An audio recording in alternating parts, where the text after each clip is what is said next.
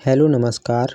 आज हम लोग पढ़ेंगे 8 ग्रेड अभ्यास पुस्तिका विषय गणित कक्षा आठवीं अध्याय 1 दिया है परिमेय संख्या। तो यहाँ पर देखिए परिमेय संख्या अध्याय 1 से हमें दिया है प्रश्न क्रमांक 1 दिया है परिमेय संख्या 7/8 का योज्य तत्समक है। तो यहाँ पर हमारा ऑप्शन नंबर सी करेक्ट हो जाएगा।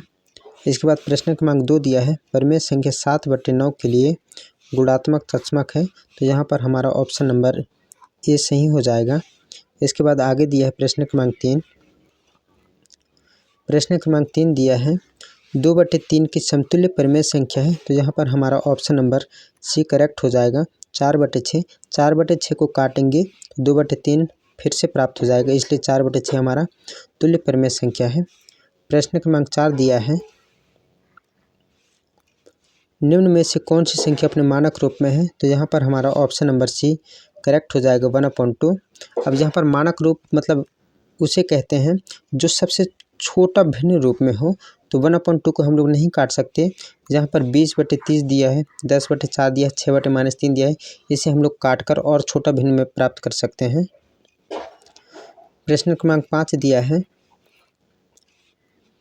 -4/9 प्लस -4/9। अब यहाँ पर देखिए दोनों का आधार समान है तो यहाँ पर 9 आ जाएगा। माइनस माइनस को जोड़ेंगे तो माइनस होगा और 4 को जोड़ेंगे तो ये -8 हो जाएगा। इस प्रकार -4/9 प्लस -4/9 का मान क्या हो जाएगा। प्रश्न क्रमांक 5 का ऑप्शन नंबर सी हमारा करेक्ट आंसर हो जाएगा। इसके बाद आगे दिया है प्रश्न क्रमांक 6। प्रश्न क्रमांक 6 में दिया है देखिए एक आयताकार भूमि की लंबाई 17/2 मीटर दिया है और चौड़ाई दिया है हमें 13/2 मीटर। भूमि का परिमाप निकालना है। तो यहाँ पर आयताकार भूमि है इसलिए हम लोग आयत का परिमाप निकालेंगे। अब यहाँ पर दिया है देखिए लंबाई दिया है हमें 17/2 मीटर, चौड़ाई दिया है 13/2 मीटर। आयत का परिमाप होता है 2 गुणा लंबाई धन चौड़ाई। तो यहाँ पर 2 गुणा लंबाई का वैल्यू रखेंगे 17/2 मीटर, हम लोग लंबाई का वैल्यू रख दिए। चौड़ाई का वैल्यू यहाँ पर 13/2 रखेंगे तो ये 13/2 रख दिए। अब यहाँ पर देखिए दोनों का आधार समान है, दोनों का आधार समान होने की वजह से यहाँ पर एलसीएम 2 आ जाएगा। अब यहाँ पर 17 और 13 को जोड़ेंगे तो ये 30 हो जाएगा। 2 से 2 को कैंसिल करेंगे तो यहाँ पर 30 मीटर हमारा प्रश्न क्रमांक 6 का आंसर हो गया। प्रश्न क्रमांक 7 दिया है एक 7/2 मीटर लंबाई वाले कपड़े में से 5/3 मीटर कपड़ा काटने पर कितना कपड़ा शेष बचेगा। तो यहाँ पर हमें दिया है कपड़े की टोटल लंबाई दिया है 7/2 मीटर, 5/3 मीटर कपड़ा काटना है तो कितना कपड़ा शेष बचेगा। 7/2 मीटर हमें कपड़े की लंबाई दिया है, 5/3 मीटर कपड़ा काटना है। तो यहाँ पर क्या करेंगे 13 गुणा करेंगे, 3 का गुणा 7 के साथ करेंगे तो ये 7 × 21 होगा। 2 का गुणा 5 के साथ करेंगे तो ये 5 दूनी 10 हो जाएगा। फिर नीचे दोनों का गुणा करेंगे तो 3 दूनी 6 हो जाएगा। अब जहाँ पर 21 में से 10 को घटाएंगे तो 11/6 हमारा आंसर हो गया।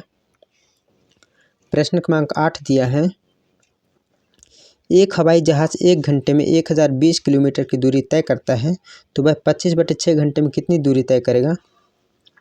यहाँ पर हमें दिया है 25/6 समय दिया है और यहाँ पर टोटल दूरी दिया है किलोमीटर में 1020 दिया है। 25/6 के साथ हम लोग 1020 का गुणा करेंगे और 6 से भाग देंगे तो हमारा आंसर हो जाएगा। अब यहाँ पर देखिए 6 से 1020 को काटेंगे तो 170 आ गया। 170 का गुणा 25 के साथ करेंगे तो 4250 हमारा आंसर हो जाएगा। प्रश्न क्रमांक 9 दिया है 143/2 मीटर लंबाई वाले तार को बराबर बराबर लंबाई के 26 टुकड़ों में बांटा जाए तो प्रत्येक टुकड़े की लंबाई क्या होगी। हमें तार की टोटल लंबाई दिया है 143/2 दिया है, 26 टुकड़ों में बांटना है तो 26 से भाग देंगे। अब यहाँ पर भाग को हम लोग क्या करेंगे गुणा में बदलेंगे तो ये जो 26 दिया है 1/26 हो जाएगा। अब यहाँ पर 1/26 हो गया। अब 143 को गुणा 1 के साथ करेंगे तो 143 ही आएगा। 26 का गुणा 2 के साथ कर देंगे तो यहाँ पर 26 दूनी 52 हो गया। अब यहाँ पर 143/52 आ गया, इनको हम लोग 13 से भाग देंगे तो ये क्या हो जाएगा 52 को काटेंगे 13 से तो ये 13 चौके 52 हो गया। और यहाँ पर 13 कम 13 हासिल में 1 बचेगा तो फिर 13 कम 13 तो 11/4 हमारा प्रश्न क्रमांक 9 का आंसर हो गया। प्रश्न क्रमांक 10 दिया है वितरकता के उपयोग से निम्न का मान ज्ञात कीजिए। तो यहाँ पर दिया है देखिए 6/5 गुणा -3/12 प्लस 6/5 गुणा 5/12 दिया है। 6/5 और 6/5 हम क्या करेंगे, कॉमन निकालेंगे। तो 6/5 और 6/5 दोनों में से उभयनिष्ठ आ गया। अब यहाँ पर देखिए -3/12 बचा है प्लस यहाँ पर 5/12। अब दोनों का आधार समान है तो यहाँ पर एलसीएम 12 आ जाएगा। -3 और 5 को जोड़ेंगे तो 5 में से 3 ये घट जाएगा क्योंकि प्लस माइनस का माइनस होता है। 5 में से 3 घटाएंगे तो यहाँ पर ये 2 बचा। अब यहाँ पर 6/5 गुणा 2/12 हो गया। अब क्या करेंगे, 6/5 गुणा 2/12, 6 से 12 को काटेंगे तो 6 कम 6, 6 दूनी 12, तो यहाँ पर 2 आ गया नीचे। अब ये 2 से 2 कैंसिल हो जाएगा तो यहाँ पर 1/5 हमारा आंसर हो जाएगा। प्रश्न क्रमांक 11 दिया है,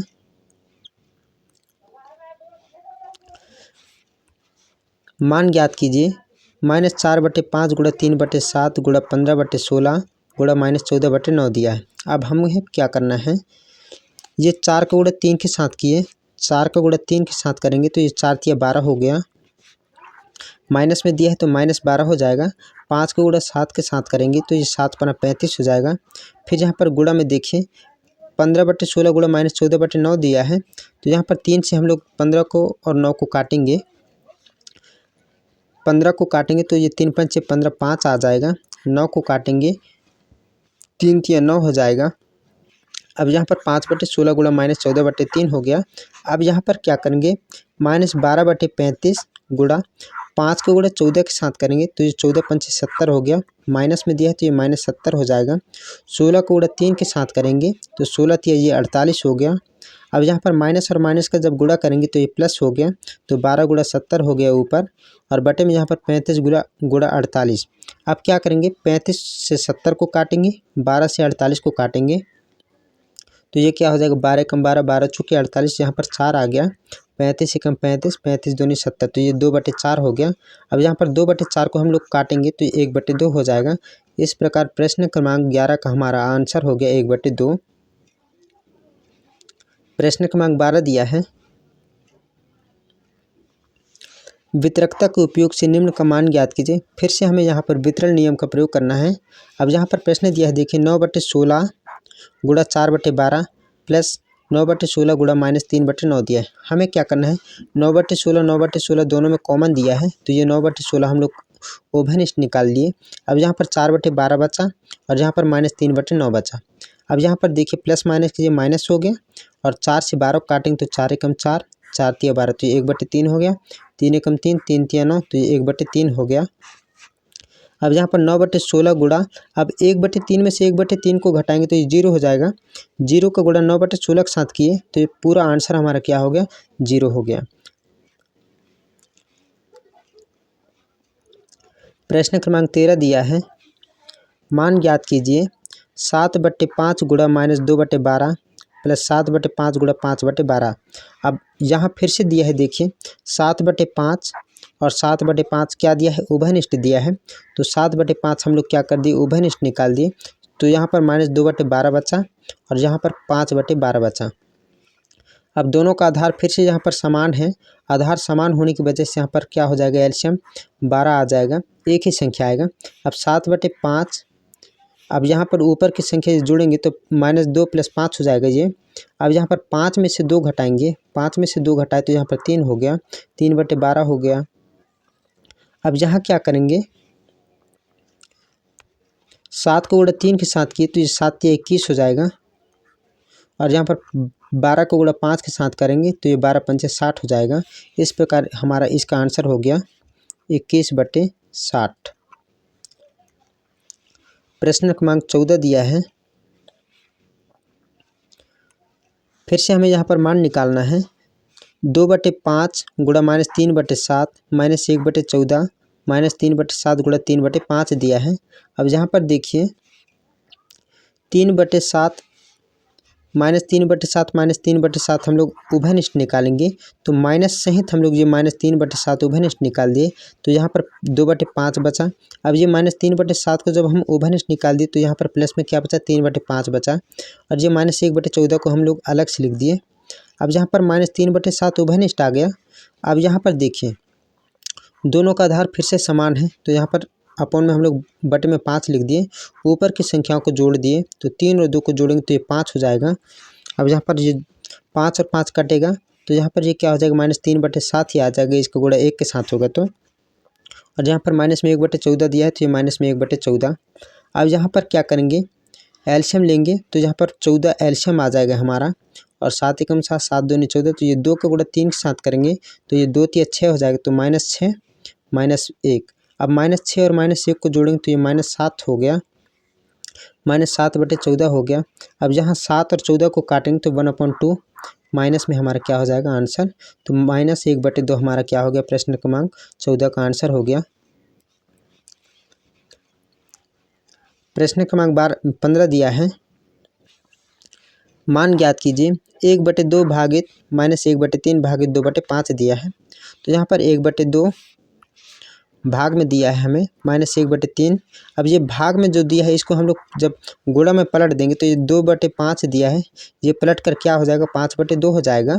अब यहाँ पर 1/2 भागित 5 एकम 5, 3 दूनी 6, तो ये -5/6 हो जाएगा।